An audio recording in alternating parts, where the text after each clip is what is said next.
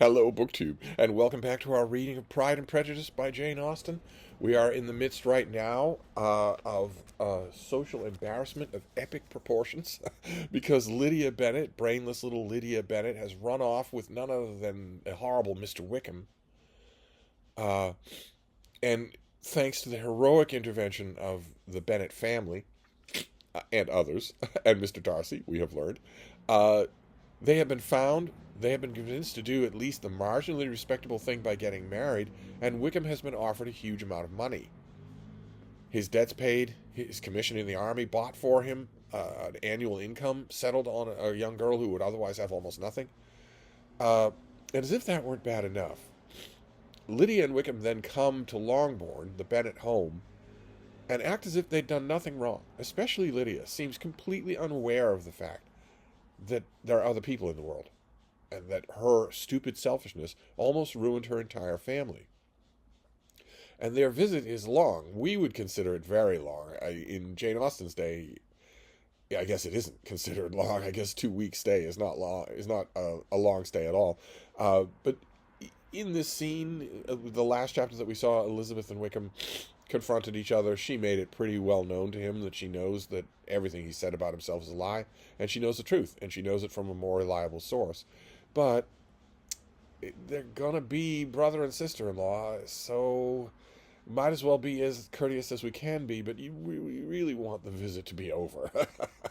When things can go back to peace and quiet at Longbourn. Or can they? And this is chapter 53. Mr. Wickham was so perfectly satisfied with this conversation, the one that just ended in the last chapter, that he never again distressed himself or provoked his dear sister Elizabeth by introducing the subject of it, and she was pleased to find that she had said enough to keep him quiet. The day of his and Lydia's departure soon came, and Mrs. Bennet was forced to submit to the separation, which, as her husband by no means entered into her scheme of their all going to Newcastle, was likely to continue for a 12-month. She's saying goodbye to her little girl, and she doesn't know when they'll see each other again. "Oh, my dear Lydia," she cried, "when shall we meet again?" "Oh, Lord, I don't know. Not these 2 or 3 years, perhaps." "Write to me very often, my dear." "As often as I can, but married women have never much time for writing. My sisters may write to me. They will have nothing else to do." Mr. Wickham's adieus were much more affectionate than his wife's. He smiled, looked handsome, and said many pretty things. He always looks so handsome. "He is a fine fellow," said Mr. Bennet, as soon as they were out of the house, "as I ever saw. He simpers and smirks and makes love to all of us. I am prodigiously proud of him. I defy even Sir William Lucas himself to produce a more valuable son-in-law." Can you believe he's joking about this? He's back to making light of it as he makes light of everything. As if he had no other daughters. As if they all hadn't brought to the edge of ruin, and as if he hadn't needed to be saved from that by other people. The loss of her daughter made Mrs. Bennet very dull for several days. "I often think," said she, "that there is nothing so bad as parting with one's friends. One seems so forlorn without them." Here Mrs. Bennet and I completely agree. "This is the consequence, you see, madam, of marrying a daughter," said Elizabeth. "It must make you better satisfied that your other 4 are single." "It is no such thing. Lydia does not leave me because she is married, but only because her husband's regiment happens to be so far off. If that had been nearer, she would not have gone so soon." But the spiritless condition with which this event threw her into was shortly relieved, and her mind opened again to the agitation of hope by an article of news which then began to be in circulation. The housekeeper at Netherfield had received orders to prepare for the arrival of her master, who was coming down in a day or two to shoot there for several weeks. Mrs. Bennet was quite in a fidget. She looked at Jane and smiled and shook her head by turns. "Mr. Bingley is returning to Netherfield Hall." "Well, well, and so Mr. Bingley is coming down, sister," for it was Mrs. Phillips who first brought the news.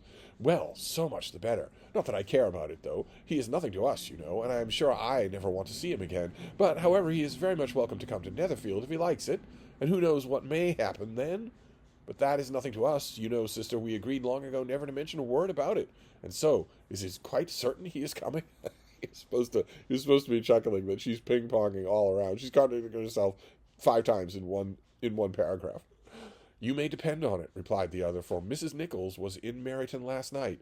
I saw her passing by, and went out myself on purpose to know the truth of it, and she told me that it was certainly true. He comes down on Thursday at the latest, very likely on Wednesday.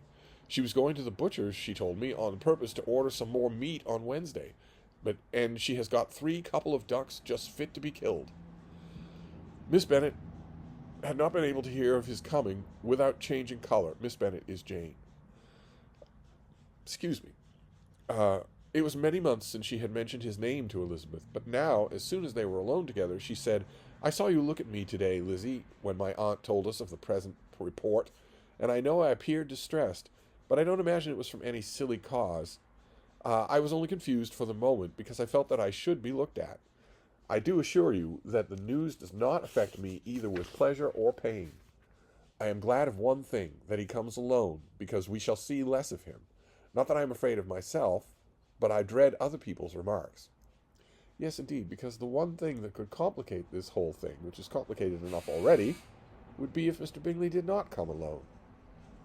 And if he didn't come alone, well, who on earth could he come with? Elizabeth did not know what to make of it. Had she not seen him in Derbyshire, she might have supposed him capable of coming there, but no other view than that was acknowledged. But she still thought him partial to Jane, and she wavered as to the greater probability of his coming there with his friend's permission than being bold enough to come without it, his friend being Mr. Darcy. In other words, the first question that comes to her mind is, does Darcy know that Bingley is coming to Meryton for 2 weeks? Longer. Does he know that? It was his idea to get Bingley out of there. Yet it is hard, she sometimes thought, that this poor man cannot come to a house which he has legally hired without raising all this speculation. I will leave him to himself. In spite of what her sister declared and really believed to be her feelings, in the expectation of his arrival, Elizabeth could easily perceive that her spirits were affected by it. They were more disturbed, more unequal than she had often seen them. The subject, which had been so warmly canvassed between their parents about a 12-month ago, was now brought forward again. As soon as ever Mr. Bingley comes, my dear, said Mrs. Bennet, you will wait on him, of course. That's how the whole book started, was her telling Netherfield Hall has been let at last. You must go and see this guy. No. You forced me to visit him last year, and promised if I went to see him he should marry one of my daughters, but it ended in nothing, and I will not be sent on a fool's errand again. His wife represented to him how absolutely necessary such an attention would be from all the neighbouring gentlemen on his returning to Netherfield. "'Tis an etiquette I despise," said he. "If he wants our society, let him seek it. He knows where we live. I will not spend my hours in running after my neighbours every time they go away and come back again. All I know is that it will be abominably rude if you do not wait on him. But, however, that shan't prevent me asking him to dine here. I am determined. We must have Mrs. Long and the Gouldings soon. That will make 13 with ourselves, and there will be just room at the table for him." Yes, provided he comes alone. Consoled by this resolution, she was the better able to bear her husband's incivility, though it was very mortifying to know that her neighbours might all see Mr. Bingley, and the consequence of it, before they did. As the day of his arrival drew near, "I begin to be sorry that he comes at all," said Jane to her sister. "It would be nothing. I could see him with perfect indifference, but I can hardly bear to hear it thus perpetually talked of. My mother means well, but she does not know, nor can no one can know how much I suffer from what she says. Happy shall I be when his stay at Netherfield is over." "I wish I could say anything to comfort you," replied Elizabeth, "but it is wholly out of my power. You must feel it, and the usual satisfaction of preaching patience to a sufferer is denied me, because you have always so much." Mr. Bingley arrived. Mrs. Bennet, through the assistance of the servants, contrived to have the earliest tidings of it, that the period of anxiety and fretfulness on her side might be as long as it could. She counted the days that must intervene before their invitation could be sent, hopeless of seeing him before, but on the 3rd morning after his arrival in Hertfordshire she saw him from her dressing-room window enter the paddock and ride towards the house. Her daughters were eagerly called to partake of her joy. Jane resolutely kept her place at the table, but Elizabeth, to satisfy her mother, went to the window. She looked and saw Mr. Darcy with him, and sat down again by her sister. Kind of a little bit of Italian opera physical comedy here. The Jane knows it's Bingley coming, so she sits at the table because she doesn't want to get up and be upset. But Elizabeth to pacify her mother, does go and look out the window and sees not only Bingley but Darcy, at which point she goes and sits down right next to Jane. "There is a gentleman with him, mamma," said Kitty. "Who can it be?" "Some acquaintance or other, my dear, I suppose. I am sure I do not know." "La," replied Kitty, "it looks just like that man that used to be with him before. Mr. What's-his-name. That tall, proud man." "Good gracious, Mr. Darcy, and so it does, I vow. Well, any friend of Mr. Bingley's will always be welcome here, to be sure, but else I must say that I hate the very sight of him." Jane looked at Elizabeth with surprise and concern. She knew but little of their meeting in Derbyshire, and therefore felt for the awkwardness which must attend her sister in seeing him almost for the first time after receiving his explanatory letter. Both sisters were uncomfortable enough.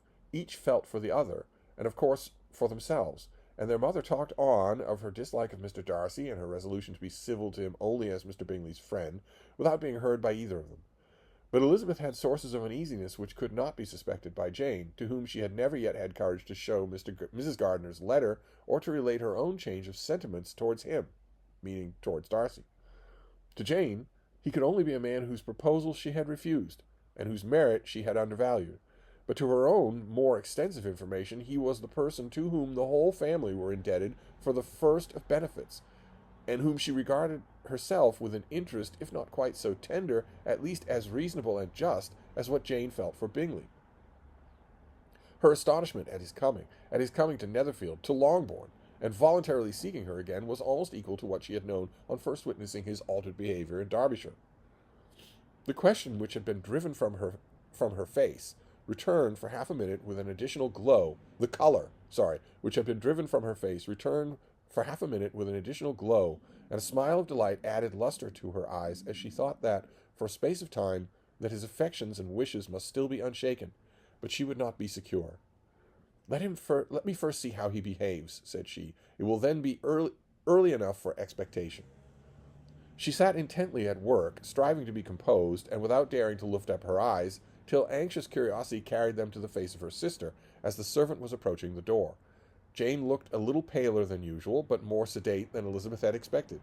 On the gentleman's appearing, her colour increased, yet she received them with tolerable ease, and with a propriety of behaviour equally free from any symptom of resentment or any unnecessary complaisance.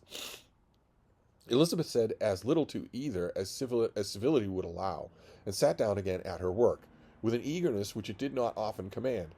I assume it's knitting of some kind, something like that, the work. She had ventured only a glance at Darcy. He looked serious as usual, and she thought more as he had been used to look in Hertfordshire than as she had seen him at Pemberley. But perhaps he could not be in her mother's presence, be what he was before her aunt and uncle. It was painful, but not an improbable conjecture. The mother's embarrassing behaviour is probably making him shut himself up tight. Bingley she had likewise seen for an instant, and in that short period saw him looking both pleased and embarrassed. He was received by Mrs. Bennet with a degree of civility which made her two daughters ashamed, especially when contrasted with the cold and ceremonious politeness of her curtsy and address to his friend. She's going out of her way to be rude to Darcy. Elizabeth particularly, who knew that her mother owed to the latter the preservation of her favourite daughter from irremediable infamy, was hurt and distressed to a most painful degree by a distinction so ill applied. In other words, Mrs. Bennet has no idea how much she owes to Mr. Darcy. I don't think she would particularly care, but she has no idea of the extent of it. Darcy, after inquiring of her how Mr. and Mrs. Gardiner did, a question which she could not answer without confusion, obviously, since he's seen a lot of them, said scarcely anything. He was not seated by her. Perhaps that was the reason of his silence, but it had not been so in Derbyshire.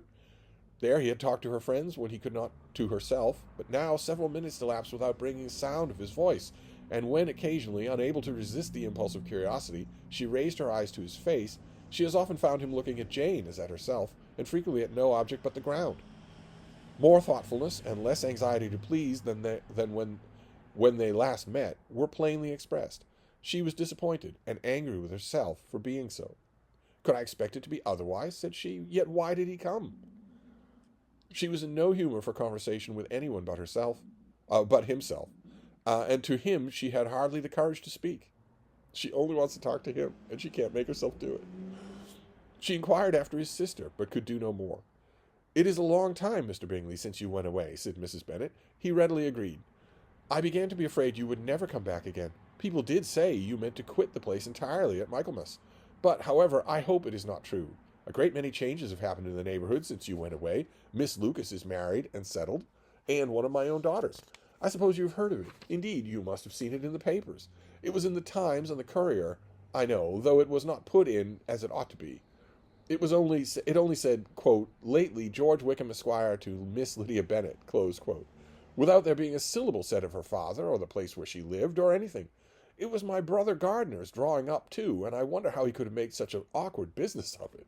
Did you see it?" This is peak Mrs. Bennet simply being clueless. Obviously, there are no details of the marriage arrangement in the paper. Obviously. It's like she and Lydia simply cannot see how horrifying this almost was. She's expecting a long, flowery announcement to a marriage that almost didn't come off at all, and that almost tipped the whole family into ruin. Imagine how you would have to, in order to make it clear, you would have to make it personal for Mrs. Bennet. In order to make it clear to her how bad this is, you would have to make it personal. So you would have to make it clear to her the next time you take the carriage to Meryton to go shopping for a muslin or a lace bonnet or whatnot. Imagine if no one looks at you. Imagine if no one talks to you. Imagine if no one returns your greetings. Imagine if the shopkeep insists on cash. All of those things could happen if you were in ill repute, and that would be the thing that would drive it home to her. And thanks to Mrs. Bennet and Mr. Gardiner, and also especially Darcy, she was spared all of that, and just does not know it, just does not care. Bingley replied that he had seen the announcement in the paper, and made his congratulations. Elizabeth dared not lift up her eyes. How Mr. Darcy looked, therefore, she could not tell. "It is a delightful thing, to be sure, to have a daughter well married," continued her mother, "but at the same time, Mr. Bingley, it is very hard to have her taken away from me. They are gone down to Newcastle, a place quite northward, it seems, and they are there to stay, I do not know how long. His regiment is there, for I suppose you have heard of his leaving the local regiment, and of his being gone into the regulars. Thank heaven, he has some friends, though perhaps not so many as he deserves." A dig at Darcy, obviously. Elizabeth, who knew this to be levelled at Mr. Darcy, was in such misery of shame that she could hardly keep her seat. It drew from her, however, the exertion of speaking, which nothing else had so effectively done before, and she asked Bingley whether he meant to make any stay in the country at present. A few weeks, he believed. "When you have killed all your own birds, Mr. Bingley," said her mother, "I beg you will come here and shoot as many as you please on Mr. Bennet's manor. I am sure he will be vastly happy to oblige you, and will save all the best of the coveys for you." All the best. Save all the best makes me wonder. Mr. Bennet doesn't strike me as the type who ever goes out shooting. Does he have people on his land who do that? Does he let people do that?